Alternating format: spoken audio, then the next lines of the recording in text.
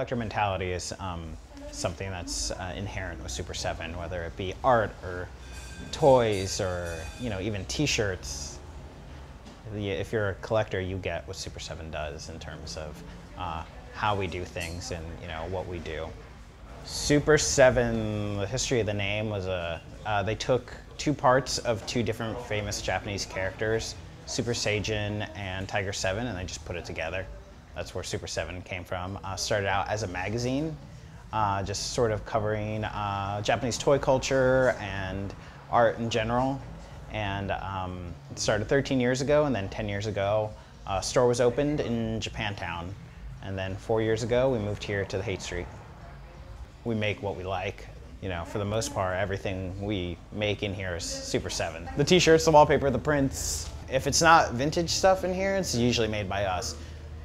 That tends to be, the case. We carry some books that we like that sort of, show the type of things that we're into, when it comes to art and design. So, whether it's punk related or, skateboarding or design or science fiction or monsters, that's what Super 7 does. We don't really subscribe to trends or whatever. I think most people who are fans of Super 7, even the people who aren't fans of Super 7, will tell you that Super 7 has always done what Super 7 does. Like, it doesn't try to adapt or change.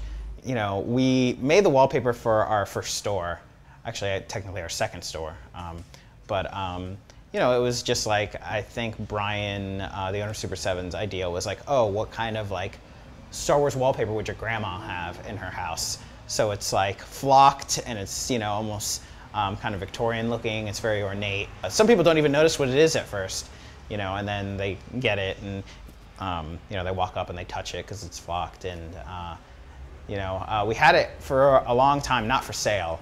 And then eventually, after a few, collaborations with Lucasfilm, we got the license to sell the wallpaper.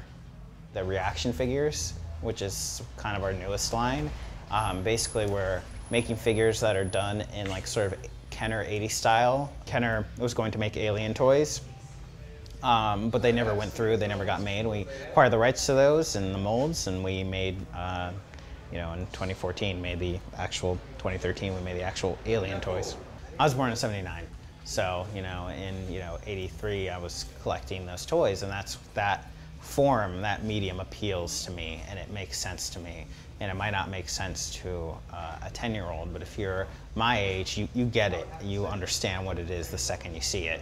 Some of the stuff we do is, I wouldn't say it's strange or weird. I could say that other people might think it's strange or weird. Like, we have the Tauntaun print that looks like a butcher cutout, like it's got the shank and the neck, and then on the stomach we wrote sleeping bag. And sometimes we do things that we just think is funny and we giggle, and then we make it and everyone loves it.